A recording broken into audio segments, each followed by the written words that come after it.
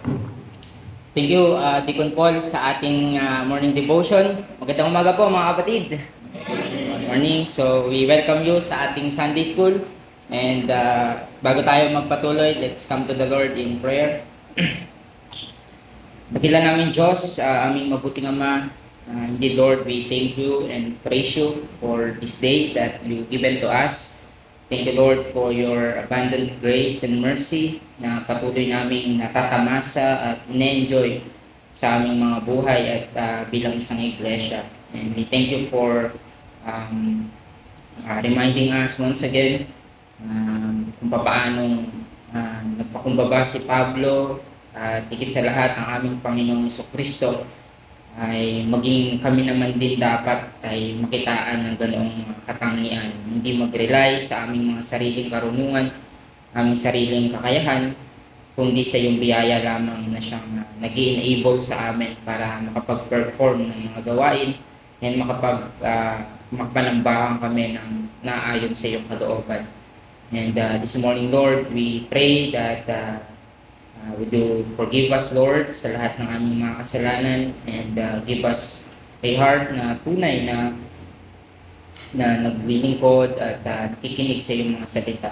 And sa aming pagpapatuloy, sa aming pag-aaral, sa aming Sunday School, bigyan niyo kami ng karunungan, buksan niyo ang aming mga mata at ang aming mga puso upang tanggapin at makita namin ang mga salita mo na siyang pag-asa namin dito sa buhay at maging sa kamatayan.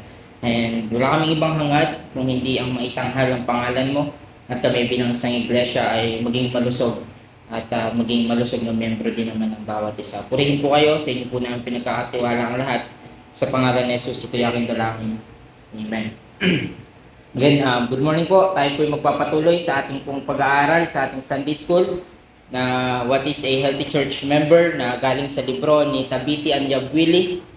Yan ay libro na kung saan binigyan ng mga marka ang isang malusog na miyembro. Kung gusto mong malaman kung ikaw ay malusog na miyembro ng isang iglesia, pwede kang magbasa ng ganitong klaseng libro at tignan yung mga pagtuturo dito.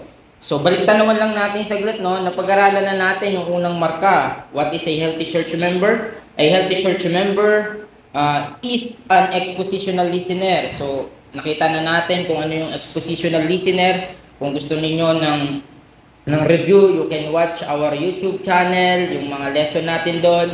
Pwede ninyong makita yung mga discussions natin doon. Ang gusto lang natin ipunto dito, ibig sabihin ng expositional listener, hindi ka lang basta-basta makikinig at tatanggap ng mga sinasabi ng nasa pulpito na iyong pinapakinggan. Kung hindi, ikaw ay nag-iisip. Kumbaga, ikaw ay talagang totoong nagbibigay ng partisipasyon sa paikinig bago makinig, habang nakikinig at pagkatapos makinig. So yun yung sinasabi nating anticipation, attention, and application. So sa pangalawang marka na nakita natin is what is a healthy church member? A healthy church member is a biblical theologian. Ibig sabihin, ang pagiging membro o pagiging isang mananampalataya ay hindi po pala ibig sabihin na wala tayong pakialam sa doktrina o pag-aaral ng salita ng Diyos. Hindi po ibig sabihin na hindi ka nagtuturo, hindi ka na mag-aaral ng doktrina. In fact, kailangan mo yan. Nakita natin yung mga pagpapala dyan and yung danger kapag hindi natin pinag-aralan yung doktrina. And nahamon tayo, I hope, na tayo ay dapat maging isang biblical theologian. And paano mo yun magagawa? By constant reading of the scripture. Pagbabasa lang ng Bible. And then pagbabasa ng mga theological books na makakatulong para unawain ang salita ng Diyos. And last week, ating sinimulan yung ikatlong marka ng isang malusog na miyembro. And ano yun? A healthy church member is gospel saturated. So sinabi natin, ang isang miyembro, malusog na miyembro is punong-puno siya ng ebanghelyo sa kanyang buhay. Now, again, sabi natin, yung gospel, siya yung pinakang kailangan ng sanglibutan. Bakit? Kasi naniniwala tayo na ang lahat ng tao ay makasalanan. Ibig sabihin, kung lahat ng tao ay makasalanan, paparusahan sila ng Panginoon. Yan yung dilema na kinakaharap ng sanglibutan. God is a holy God and we are not. We are sinful creatures. Kaya naman, yung gospel, napakahalaga niya sa lahat ng tao. But yun yung madalas na naiisip natin, na ang gospel, akala natin is para lang ito sa mga unbelievers. Well, sabi ko last time, hindi lang siya pangangailangan ng sanglibutan, hindi lang siya yung greatest need ng sanglibutan, kundi ito din yung pinakang kailangan ng church o ng iglesia. Yung gospel, hindi lang po siya pang unbelievers, kung hindi maging sa mga professing Christians, sa mga mananampalataya. Sabi nga ni Tabitha Anyabwili sa kanyang libro, sabi niya, the gospel is not only news for perishing world. It is the message that forms, sustains, and animates the church. The gospel distinguishes the church from the world, defines her message and mission in the world, and steels her people against the fiery darts of the evil one and the false allurements of sin. And then dagdag pa niya, the gospel is absolutely vital to a vibrant, joyous, persevering, hopeful, and healthy Christian and Christian church. So essential is the gospel to Christian life that we need to be saturated in it in order to be healthy church members. So sabi ni Tabitha Anyabwili, yung gospel, again, hindi nga lang siya para sa mga makasalanan o para sa mga unbelievers. Ang gospel, siya rin yung nagsusustain sa iglesia, siya rin yung nagbibigay ng nourishment sa iglesia, siya rin yung nagbibigay ng distinction sa mga hindi mananampalataya at sa mga mananampalataya. Sabi diyan, the gospel is absolutely vital. Kailangan na kailangan ang gospel sa loob ng iglesia. But sad to say, marami sa mga Kristiyano ngayon, and nakikita natin to, marami sa mga churches ngayon, binabaliwala itong message of the gospel. And even sa mga tumatayo sa pulpito, sabi ni Jerry Bridges sa kanyang libro, sabi niya, the reality of present-day Christendom is the most professing Christians actually know very little of the gospel, let alone understand its implications for their day-to-day lives. My perception is that most of them know just enough gospel to get inside the door of the kingdom. They know nothing of the unsearchable riches of Christ. And yan yung madami sa panahon natin ngayon. And sad to say, marahil sa atin yun ang tingin dito, na ang gospel is para lang siyang ticket papunta ng langit. Yun lang yung tingin natin. So okay na ako, may ticket na ako, pupunta na ako ng langit. Well, hindi natin alam, napakayaman ng ebanghelyo. Unsearchable riches of Christ. Yan yung sinabi ni Pablo sa Ephesians. Sabi ni Paul, unto me, who am less than the least of all saints, is the grace given that I should preach among the Gentiles the unsearchable riches of Christ, o the unsearchable riches of the gospel. So, ibig sabihin po pala mga kapatid, yung ebanghelyo na nagliligtas, hindi lang siya doon natatapos. Na kapag pinsinanampalatayanan mo siya, okay na yun. Hindi, meron siyang mayaman na implications. Meron siyang mayaman na katuruan na dapat nating alamin, na dapat nating aralin. So nakita natin last time yung ilang mga examples kung saan pinakita kung paano ang isang Kristiyano ay lumalago sa pamamagitan ng ebanghelyo. Nakita natin sa Book of Romans, di ba? Nakita natin doon na itong libro na ito ay isang libro na napakayaman. From chapter 1 to chapter 11, binigay doon ni Pablo yung sistematikong paglalahad niya ng doktrina. And then pagdating ng chapter 12 to chapter 16, yun yung application ng doctrines na binigay ni Paul. Kaya nga 'di ba sa chapter 12 verse 1, doon nagsimula yung hamon ni Pablo na ang sabi niya, I urge you brethren, to offer yourselves holy, blameless, acceptable before God as a living sacrifice. So hinamon niya itong mga mananampalataya na ito na ialay ang kanilang buhay bilang living sacrifice dahil nga sila ay mga niligtas na ng Diyos. From chapter 1 to chapter 11, ganoon kayaman yun. Kaya nga sabi natin dyan sa Book of Romans, because of God's mercy in giving His Son as a sacrifice to save us from His wrath and to give us eternal life, Paul appeals to believers to present themselves and not animals as living sacrifices for God's service. So kaya ka pala maglilingkod, kaya mo pala i-offer yung sarili mo bilang living sacrifice is because natanggap mo na unang-una pa lang yung sakripisyo ng Panginoong Jesucristo. So doon nakasandal yung iyong paglilingkod. And then yung another book na nakita natin ay yung 1 Corinthians. Nakita natin doon kung paano ginamit ni Pablo yung gospel para i-correct itong Church of Corinth na napakaraming problema. Nakita natin doon yung at least 5. Una, Paul dealt with the problem of division and sinagot niya ito, yung division sa loob ng Corinthian church sa pamamagitan ng ebanghelyo. And then yung second, yung issue ng sexual immorality, balik pa rin si Pablo na sila ay mga ikinasal na kay Kristo, kaisa na sila ni Kristo, hindi na nila dapat gawin yung mga sexual immorality. And then nung nagkaroon ng pagtatalo, itong mga mananampalataya, ang nangyari, nagdedemandahan na sila. Nagpupunta na sila sa korte, kaya naman itong si Pablo, dahil alam niya na ang mapupulaan is yung gospel, yung testimony nila sa gospel, pinalalahanan sila ni Pablo na ang Kristiyano ay naglilingkod as bilang isang, meron silang katangian na nagkakaroon sila ng sakripisyo sa isa't isa. And then ganun din, nung usapin ng pagkakasal, pagpasok sa pag-aasawa, binalik ni Pablo sila sa gospel. And then panglima is yung nakita natin is yung usapin ng liberty of conscience, na may mga mananampalataya sa Corinth na na-offend o hindi nila kinakain yung ino-offer dun sa mga idol, sa mga piyesta, pero may iba na gumagawa nun. So sinabi ni Pablo na ang Kristiyanong paglakad ay Kristiyanong pagtingin kung ano yung nakakabuti sa nakararami. So nakita natin nung nakaraan kung papaanong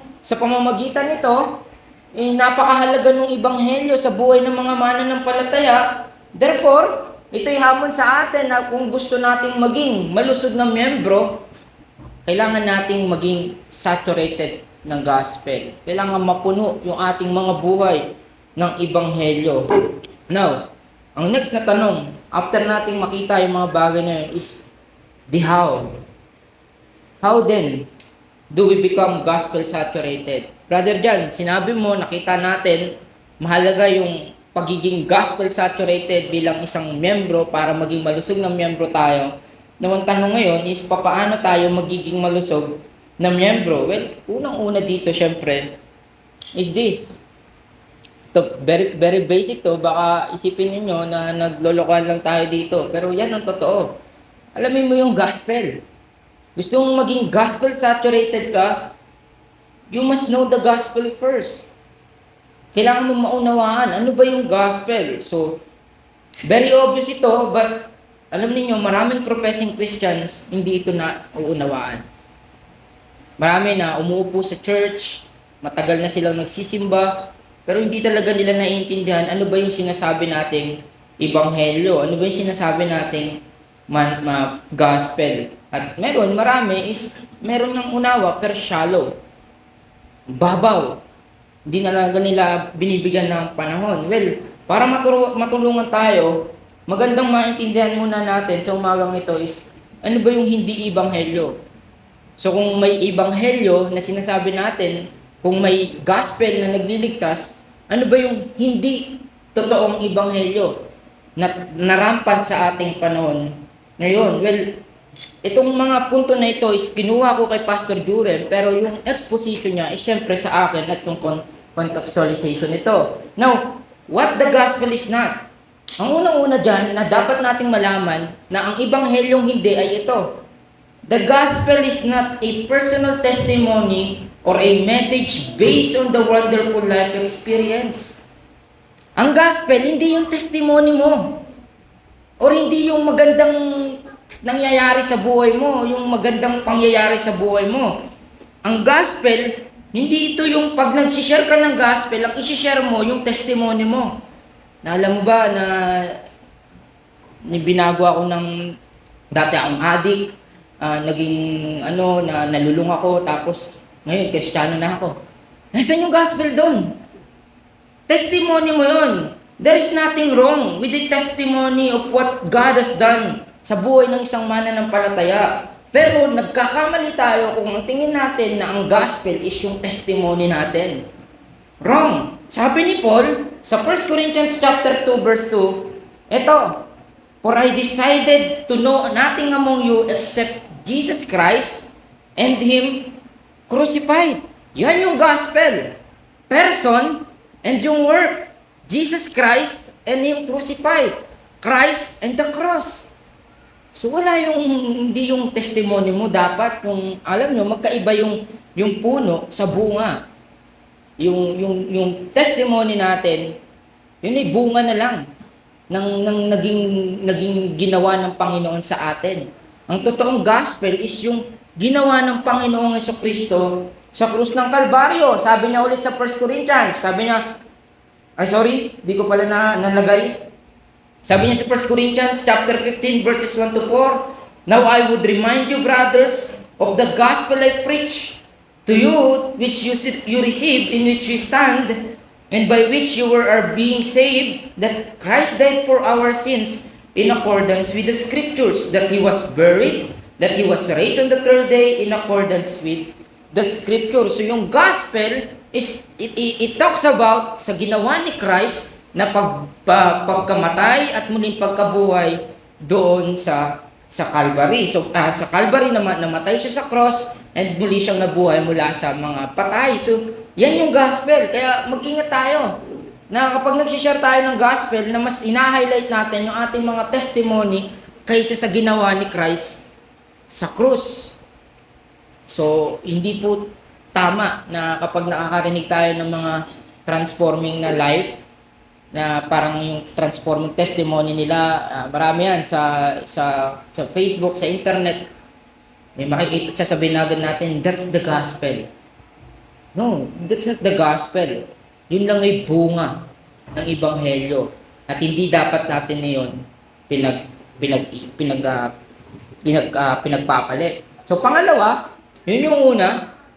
Pangalawa, the gospel is not about ethical rules and how I should clean up my life. Yung gospel, tandaan natin, hindi lang siya good advice, but good news. Mabuting balita siya. Kaya nga ang exhortation natin pag nag-share tayo ng gospel is not obey the 10 commandments, follow the golden rule, and observe Christ's teaching on the Sermon on the Mount, and you will be saved.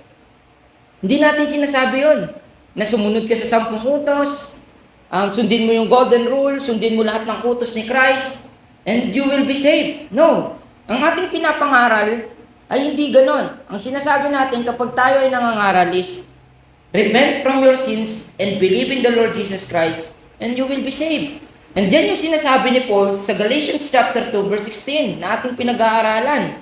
We know that a person is not justified by works of the law, but through faith in Jesus Christ. So we also have believed in Christ Jesus in order to be justified by faith in Christ and not by works of the law. Because by works of the law, no one will be saved. So magkaiba yung sinasabi natin na sumunod ka sa kautusan at ikaw ay maliligtas, dun sa ligtas ka na, kaya ka susunod sa kautusan. So tandaan natin, ang pagpe-present ng gospel, hindi yan parang inuutusan mo sila na pag ginawa mo to is magiging maayos ang buhay mo, magkakaroon ka ng malinis na pamumuhay. No, hindi lang siya good advice. Yeah, good advice ang gospel, but in reality at biblically speaking, ang gospel ay good news siya na sasagot dun sa bad news na kinakaharap ng tao, which is yung kasalanan niya, na kailangan niya ng tagapagligtas. And another thing na hindi ebanghelyo ay ito. The gospel is not vague teaching about God's love for man. Yan ang problema. Marami ngayon, ang tingin sa gospel is puro na lang pag-ibig. Well, hindi ako against doon. Maganda yan. Na kapag nagsishare po tayo ng gospel, talagang pinapakita natin yung dakilang pag-ibig ng Diyos. Pero wag natin i-compromise na yung pag-ibig ng Diyos ay hindi natatapos doon. In fact, kapag nag-present si Pablo ng gospel, alam niyo kung saan siya nagsisimula? Nagsisimula si Pablo sa wrath of God. Kung babasahin niyo yung Romans chapter 1 verse 18, kung bakit siya sinabi niya, for I am not ashamed of the gospel, because the gospel is the power of God unto salvation. And then pagdating ng verse 18 ng Romans chapter 1, ano sabi ni Paul doon? For the wrath of God is revealed from heaven. So sa madaling salita, oo, in some sense, napakahalaga niyan. Pakita mo yung pagmamahal ng Diyos talaga. In fact, that's the reality of the gospel, na talagang yung pag-ibig ng Diyos, yung indikasyon kung bakit niya binigay si Christ. Pero huwag mong kakalimutan na ang Diyos ay banal at matuwid din naman. Na hindi niya hahayaan na ang kasalanan ay hindi maparusahan. At yun yung ginawa niya sa kanyang anak, kay Christ. Why? Because Christ is the substitute of the sinners. Siya yung naging kahalili ng mga makasalanan na dahil sa kasalanan natin at hindi dahil sa kasalanan niya, kaya siya tumanggap ng parusa ng Diyos. So, mahalaga na makita natin na hindi tayo magpe-present ng gospel na ganito. Na ang gospel hindi lang siya usapin na ng pag-ibig, kung hindi mababaw na usapin patungkol sa pag-ibig. And another one is this one. Ay, sorry. Yan. Ito, rampant ito, hindi lang sa atin, kung hindi maging sa ibang bansa. Alam niyo, ang gospel is not self-esteem gospel. Ibig sabihin, marami kasing nagtuturo ngayon na sabi nila, there are those who teach that all sin and evil in the world is a result of people having low self-esteem. Imagine that. Kaya daw maraming evil, maraming kasalanan sa mundo ngayon ay dahil maraming mga tao ay mababa yung kanilang self-esteem. Ay mababa yung kanilang confidence sa kanilang mga sarili. Sabi nila, therefore, our greatest need is to have our self-esteem increased. Ang kailangan daw lang ng tao para mabawasan yung kasamaan, yung mga kasalanan sa sanlibutan is magkaroon ng mag-increase yung kanilang confidence, yung kanilang self-esteem sa kanilang mga sarili. Alam niyo kung sino ang talamak dyan? Na mangangaral niyan? Si Joel Osteen. Si Joel Osteen, napakadaming libro niyan. Alam niyo kung ano yung mga title? Be the best version of yourself, 10 steps to become a better person. Well, wala sanang mali sa mga title na yun kung ang mga prinsipyo na nakapaloob doon ay galing sa scripture. Matindi. Ang lagi niya lang pinupunto doon is, you are worthy, you are valuable. Kumbaga lagi niyang inaangat yung tao. Well, alam niyo kung ano yung sinasabi ng Bible patungkol sa tao? Ang sabi ng Bible patungkol sa tao ay ito, none is righteous, no not one. No one understands, no one seeks for God, all have turned aside, together they have become worthless, no one does good, not even one. Yan ang realidad na kalagayan ng tao. Makasalanan. Hindi ibig sabihin, hindi ito usapin na kung ikaw ay, may nagngangaral eh. Ewan ko si Pertic yata ito, sabi niya, Christ died on the cross because you are worthy. Kaya doon namatay si Christ sa cross kasi worthy ka. Isipin niyo kung paano nila dinidistort yung gospel.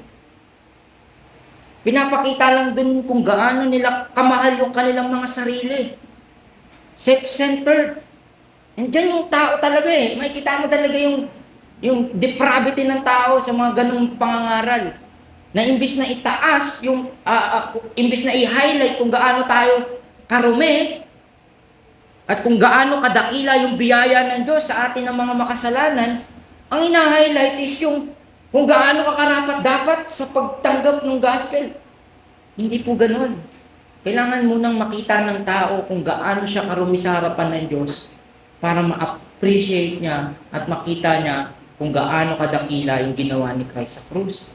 Unless na makita mo yung sarili mo na hindi ka rapat-dapat, unless na makita mo yung sarili mo na ikaw ay marumi sa harapan ng Diyos, hindi mo ma-appreciate ng napakaganda yung ginawa ni Christ.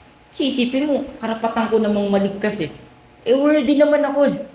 So, parang useless lang yung ginawa ni Christ. Tama lang yung ginawa ni Christ na mamatay siya doon kasi karapat-dapat ako. Well, hindi ganun ang gospel.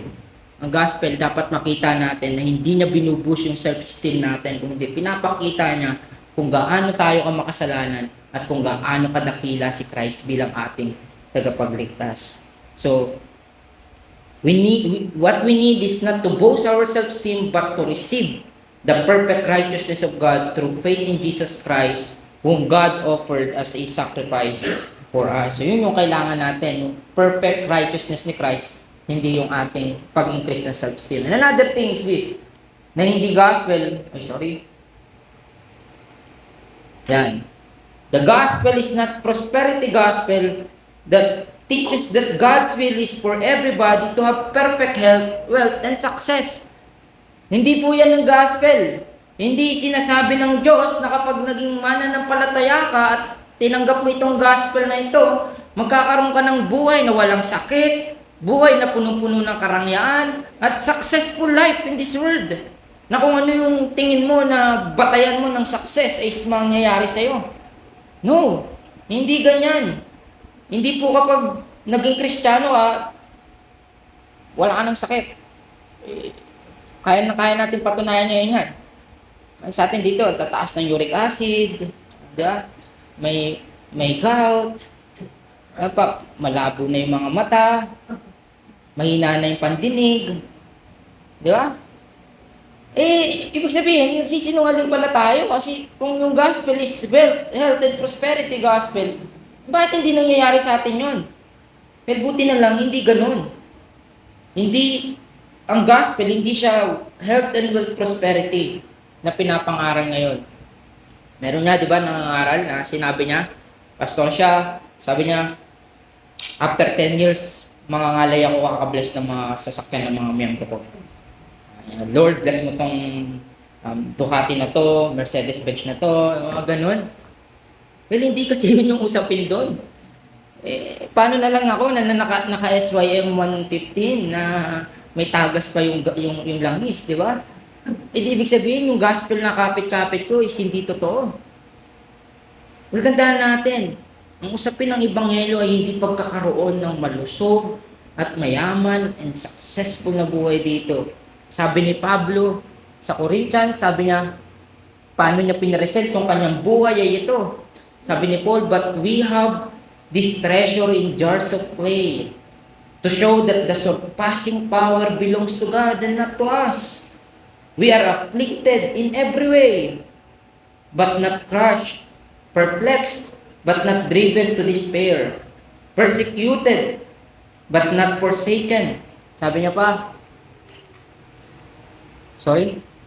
struck down, but not destroyed, always carrying in the body the death of Jesus, so that the life of Jesus may also be manifested in our bodies. For we who live are always being given over to the death for Jesus' sake, so that the life of Jesus also may be manifested in our mortal flesh. So, yung buhay ni Paul, dakilang apostol natin, nakita natin kung paano siya mismo nakaranas ng sufferings sa kanyang buhay. Sabi niya nga, kung mababasa ninyo sa ilang account niya, nagpapalutang-lutang siya sa gitna ng karagatan. Just imagine ilang beses siyang nawasakan ng bangka nung siya ay naglalayag para maipangaral yung gospel. Kung ang usapin mo, kung ang definition mo ng gospel is parang puro karangyaan lang, puro kayamanan at kalusugan, kanina lang, thorn in the flesh. Si Paul mismo nagkaroon ng thorn in the flesh.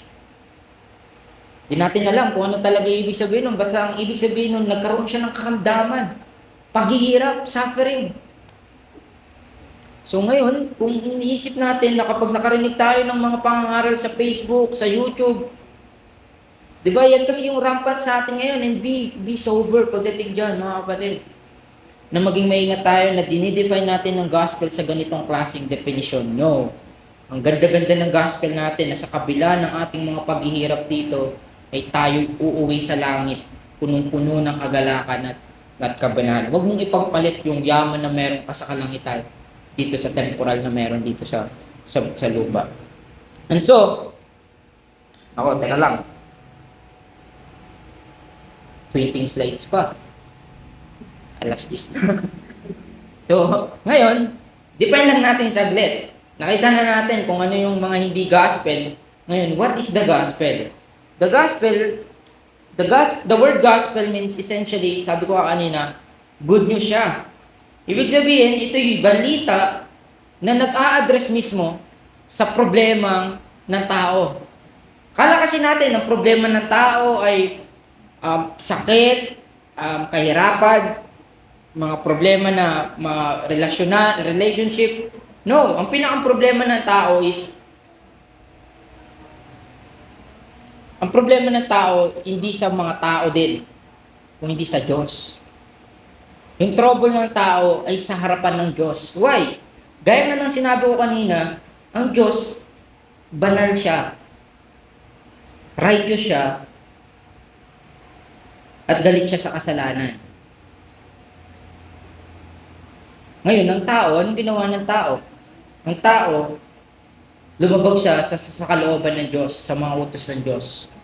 At dahil sa kanyang paglabag, nalayo siya sa fellowship sa Diyos. At siya na ay naging kaaway ng Diyos. Ay nasabi, kaaway ng tao ang Diyos dahil ang Diyos ay banal, ang tao ay makasalanan. Yan ang kalagayan ng tao. But ano ba yung sinasabi nating good news? Ang good news is this. Ang Diyos, punong-puno siya ng kahabagan at biyaya. Na dahil sa kanyang dakilang pag-ibig, binigay niya yung kanyang bugtong na anak na si Jesus upang mamatay bilang kapalit natin. Yan yung good news. Na sa kabila ng ating kalagayan sa harapan ng Diyos, ang Diyos pa rin ang gumawa ng paraan para ang tao ay maligtas sa kanyang kasalanan at kaparusahan. Kaya nga, yung gospel, dinidescribe siya bilang ganito. Yung gawa ni Christ, dinidescribe siya as redemption. Ibig sabihin ng salitang redemption is this. Christ's death was the price paid for our freedom from the slavery of sin.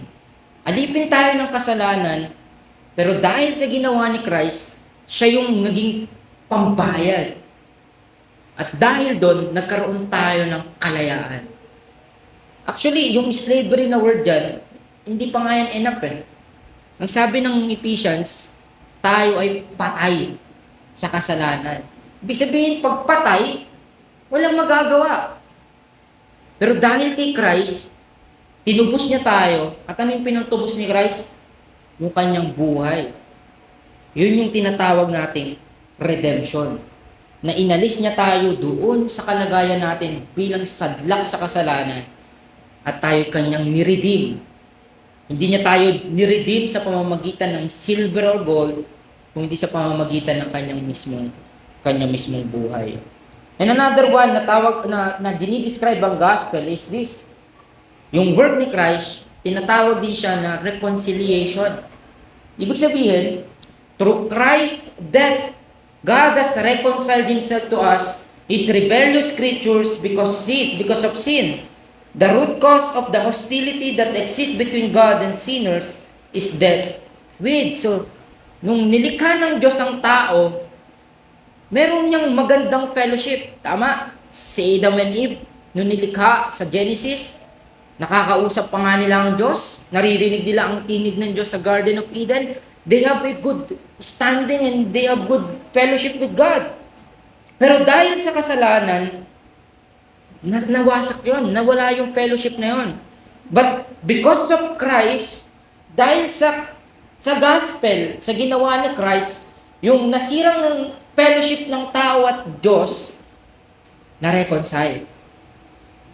Nagkaroon, kumbaga naging si Christ yung nagbati. Nung magkaaway, pinagbati ni Christ yung magkaaway na yun. And that's the gospel.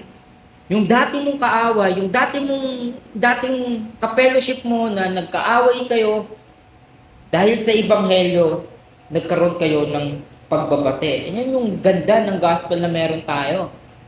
Isipin nyo, hindi nga ito nag-o-offer ng kayamanan na sobra-sobra na nakikita natin sa sanlibutan ito.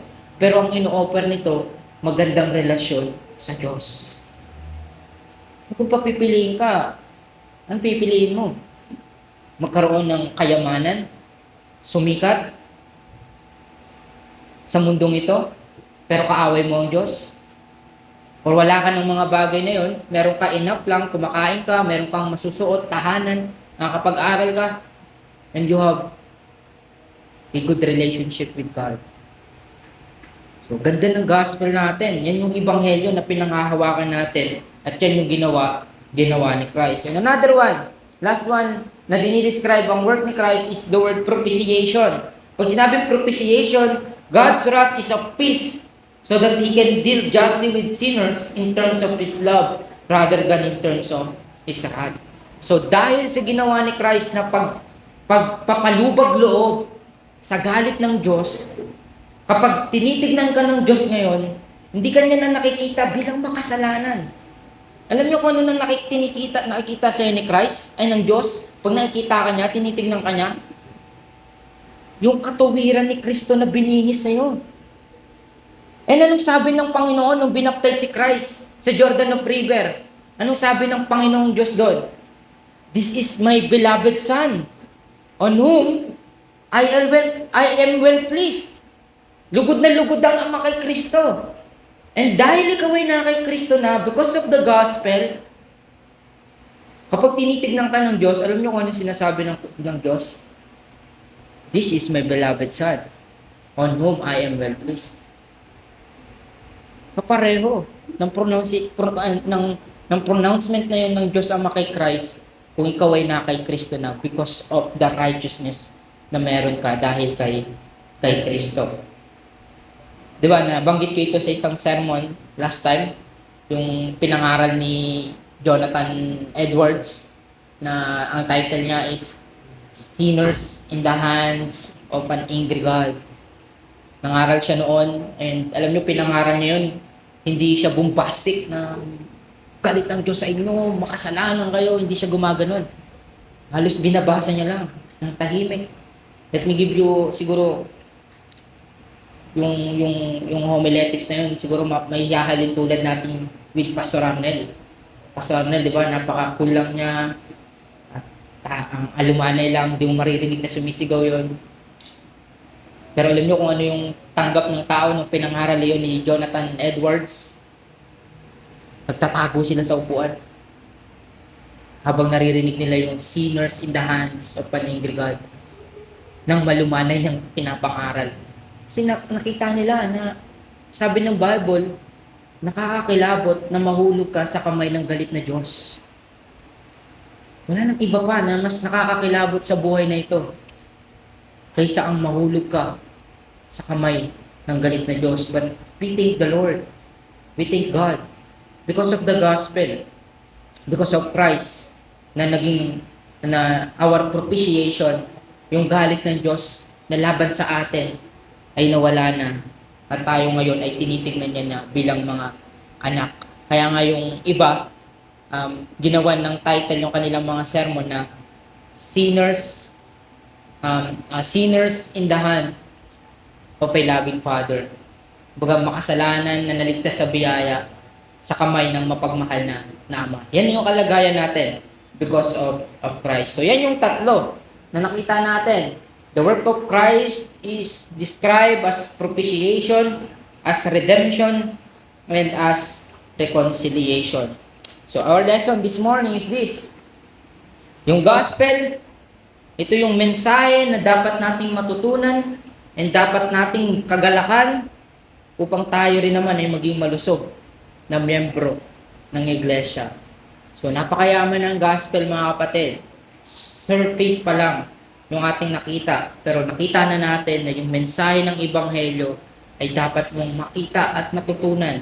Hindi lang ito matutunan intellectually, kundi talagang makita sa pamumuhay mo na napoposes mo yung gospel na ginawa ng Panginoong Kristo. Sa mga susunod nating pag-aaral, titignan pa natin yung ilang mga paraan para ikaw ay lumago bilang isang miyembro. Sabi natin kanina, know the gospel. And that's my challenge sa inyo sa umagang ito. Know the gospel. Dahil sa pamamagitan niyan, lalago ka bilang isang mananampalataya. Any question sa atin sa umagang ito?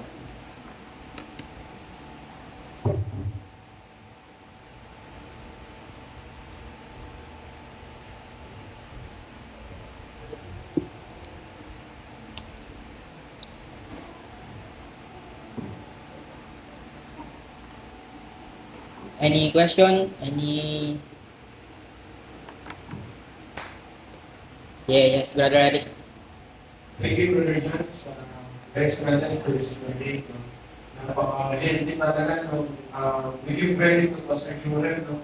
Sa kanyang series ng Legas Gospels. And my question is this, since nabanggit ko kanina that very rampant on social media yung presentation of the gospel, regardless kung anong platform. So, isang kanya ng talamak, dahil sabi ko si Joel Austin, si Vertic. Ngayon sa Pilipinas, ano ng mga TVs, mga proceeding, ganyan. Pinapakinggan mo ba yun? Minsan, paano ba natin ma-filter out yung mga ganun? Paano natin sila may iwasan? Lalo kung ilan sa atin hindi naman parang ganun ka-immerse sa scripture and sa gospel.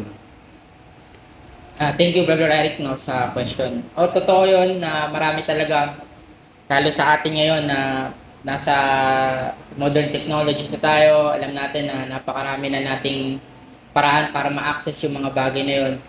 So wala namang talaga kasing ibang paraan para ma-discern mo kung tama ba yung pinapangaral ng isang tao sa pamamagitan lamang to ng pag-aaral pa rin, pakikinig ng tamang pangangaral ng Ebanghelyo. So, imbis na makinig ka ng mga ganon, sabi ko nga sa inyo, meron tayong YouTube channel dyan.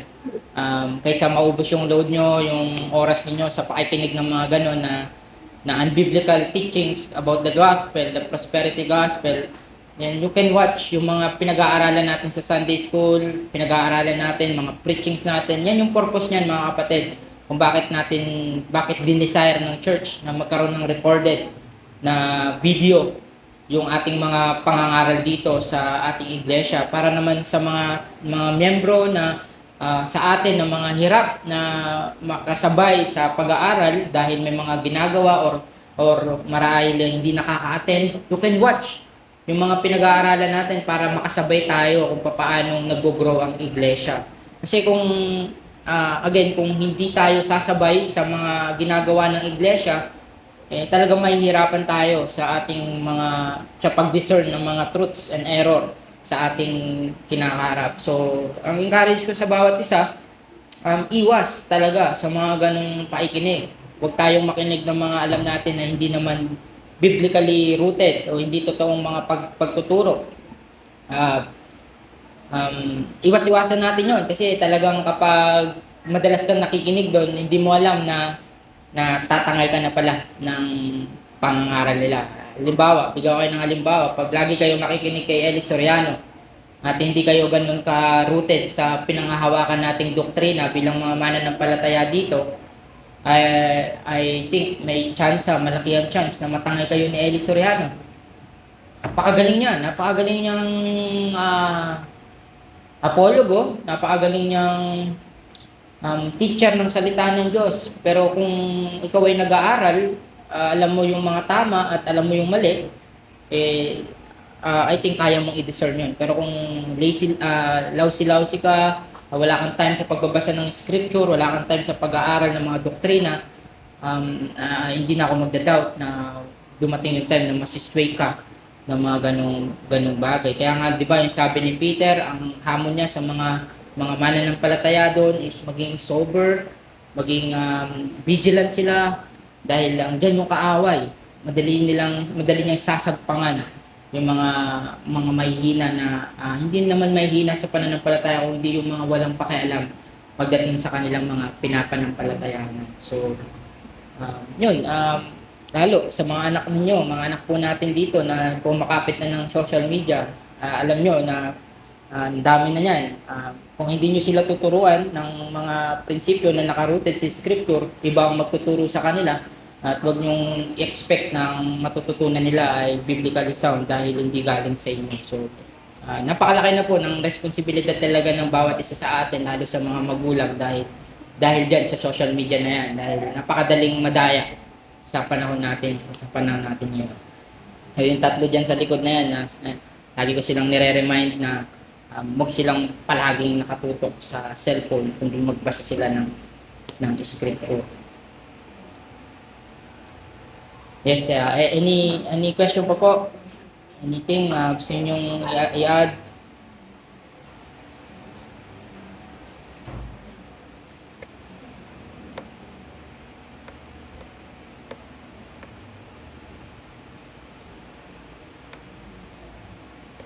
Any question? Tanong?